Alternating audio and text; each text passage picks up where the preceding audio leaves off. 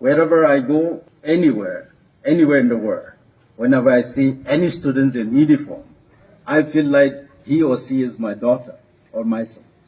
I feel so close to them. Because my heart feels so happy. My heart is always full of peace whenever I see a student in uniform, because that symbolizes your innocence, and that also symbolizes your, beginning of your life.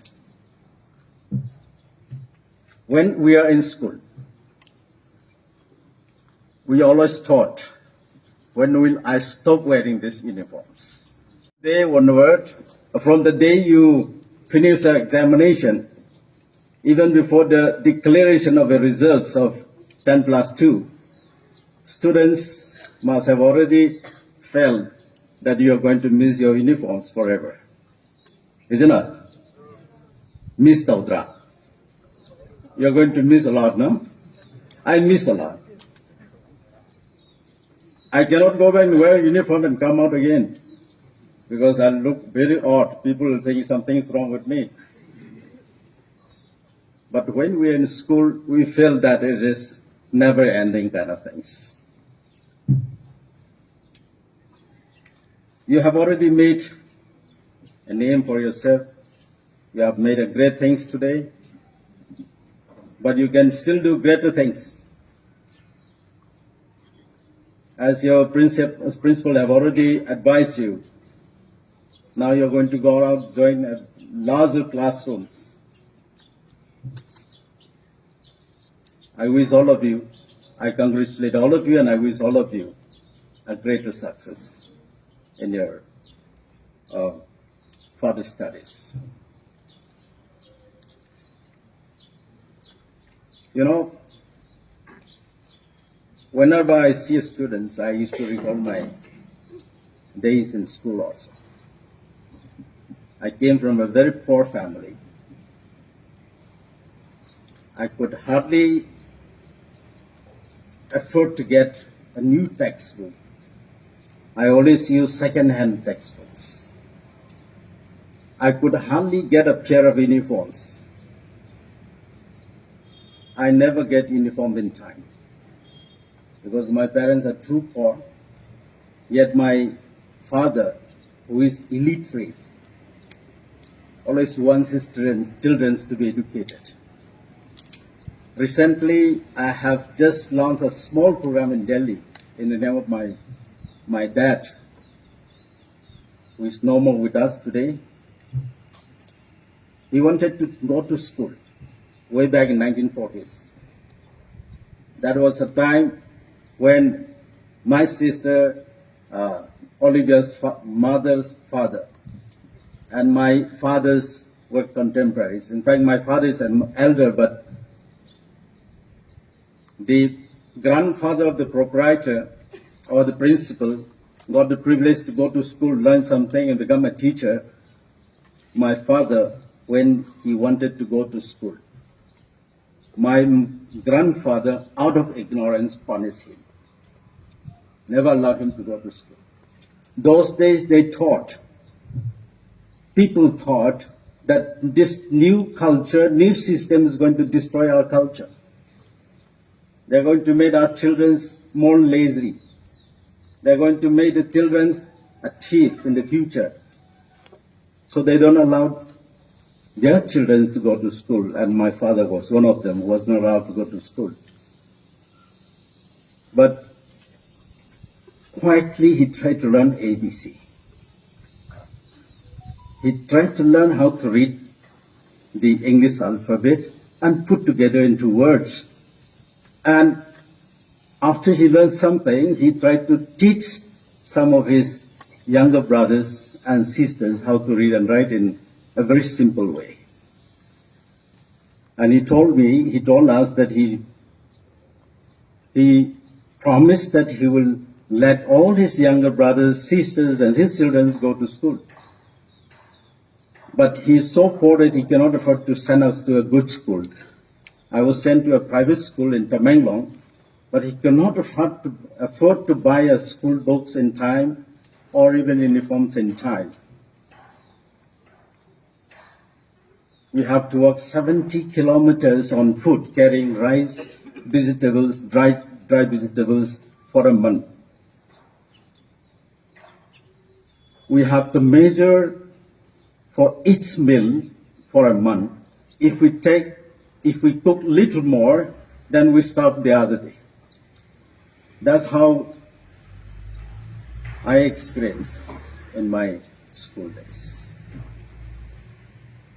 Share today with you is that if you believe in God, children, I hope you all believe in God. You believe in God now?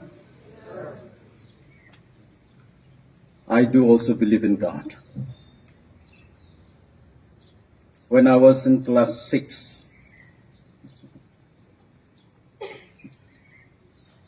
I shared rooms with two of my elders who are much elder to me.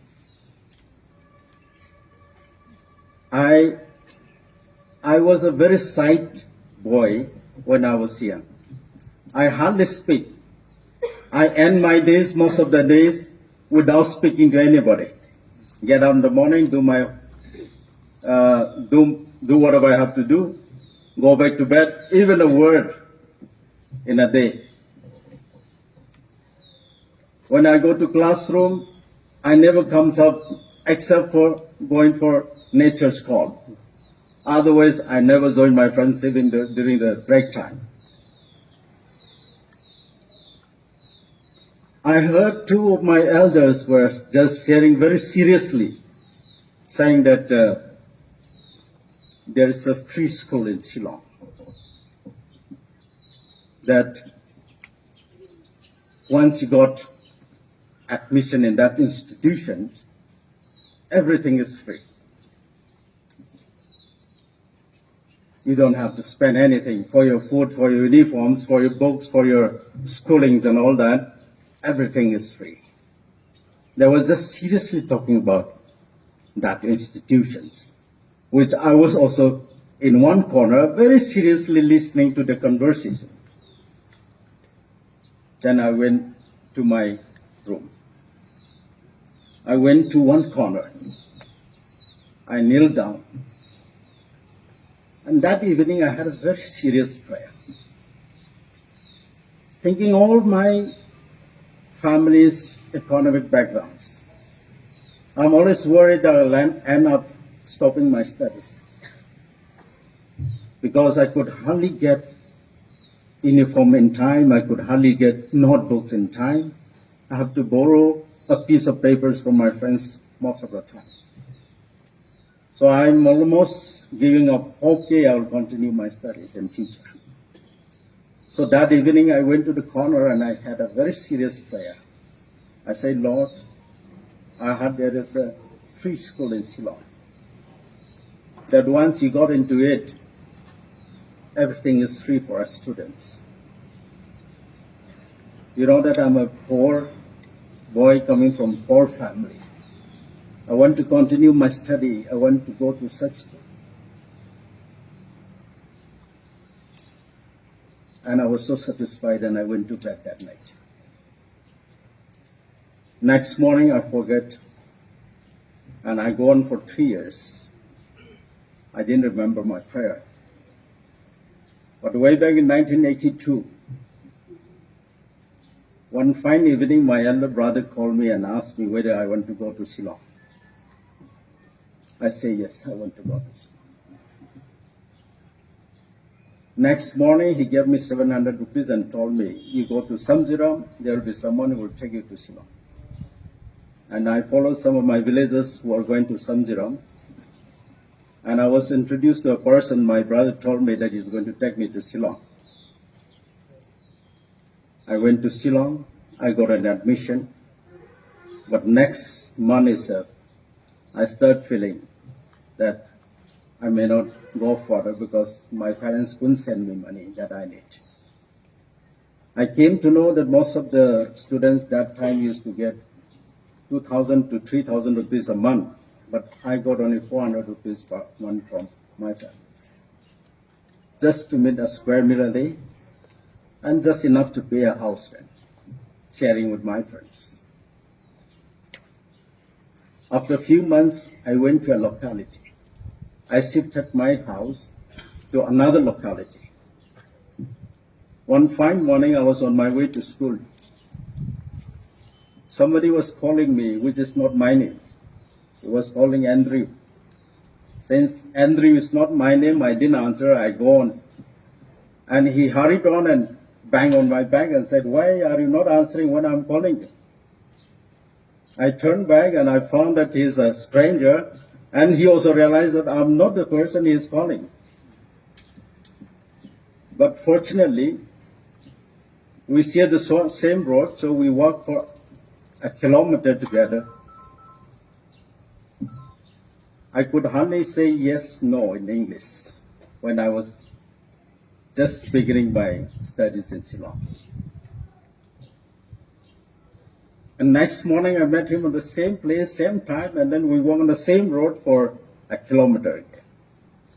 They keep talking, which I could hardly understand, and which I could hardly say yes, no, and then we depart again like that. And we to continue for a month, almost every day except on holiday. Later on, I came to know he's a teacher in one school, and I came to know that he is living very near to my house. He asked about my background, which I could hardly explain in a broken English, very, very broken English, but somehow he catch my point and he took pity on me.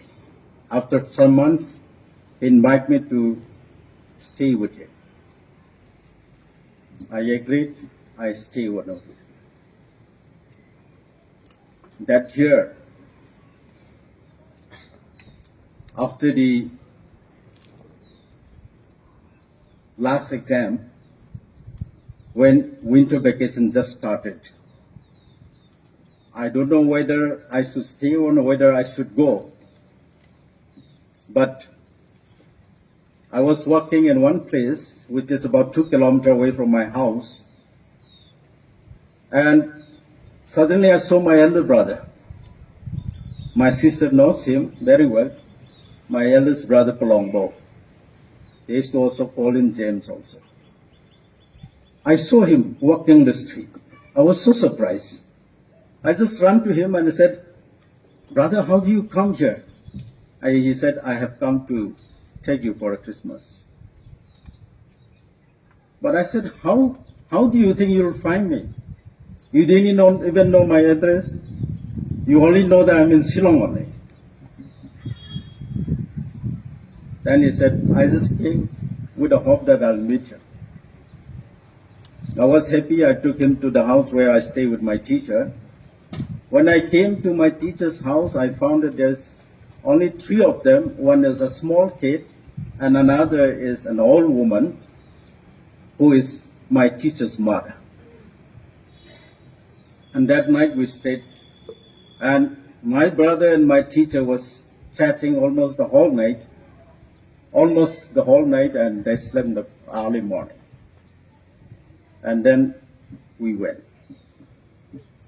On our way down to bus station, my teacher dropped us, and as we climbed up the bus, my brother said, "Let us go home without food tonight. We'll just have a tea and go."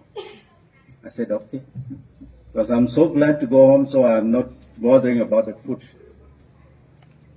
But later on, when I reached Infal, I came to know he didn't have money for food. He just had enough money for fuel. I went home. And after Christmas, I left again for Ceylon. And after some months, I heard that my brother who is supporting me is no more. So I have no one to support me, so I have to go back. I told my teacher that I have no more to take care of me, so I have to go back. That year, I shifted my school from Mizo Modern High School to Government Boys High School, which is one of the oldest schools in Northeast established during British time. It's very tough to get admission, in fact. But I was lucky I got admission. And I paid only 10 rupees for admission and 15 rupees for the library for the whole year. I spent 25 rupees only for admission and for the library. And for the filling of my forms for matriculation was only 20 rupees. My teacher said, "You are not going home. I promise your brother that I'm going to take care of you till you finish your graduation." And that's how my teacher started taking care of me. And I finished my graduation, and somehow I couldn't finish my master. And after so many years, I realized this very sincere prayer I had that evening in 1979 when I was in Tamil. And I realized that a very sincere prayer of an innocent boy or girl, God never let it down. That is my testimony. God will never let you down if you believe in God. If you had a very sincere submission to God, what do you want to do? It doesn't mean that only the eyes is great. It doesn't mean that only a scientist is great. You can be great in anything you do. Just believe in God. Submit your future to God, whatever God you believe, that you want to do something. Honest and very sincere prayer will never go in vain. That is my testimony. I'm not a great man, but God take care of me. And in my entire stay in Shillong for 13 years, I have never come across any school which is free, which my roommates were talking about in 1979, one fine evening. But for me, it exactly happens. It exactly happens. It was so free to me because my teacher took care of everything, including my medical expenditures whenever I get sick, my clothes, my food, my school expenditure, university expenditure, everything he took care of me. And after he is done, he got married and we separated. He didn't look after me for anything in return. He expected nothing from me. He only promised my brother that he'll take care of me. And when it's done, he said, "It is done." I believe in prayer, even though I'm not worthy to say I'm a believer. Let us always have a faith that God will take care of you once you submit yourself to God. Your poor economic condition will not stop you. Your riches may not also take you to the destinations you want if you don't believe in the Creator that who will make your future. This is my very, very sincere testimony, which I'm always grateful to God, even though I'm very weak spiritually. I don't share this testimony with many people except with my school children in the school where I work. And today, seeing you in uniform, I feel like sharing my experience with God. God has a plan for each and every one of us. Don't discourage yourself, thinking that your families are poor, that they may not be able to take care of you. God is there to take care of you.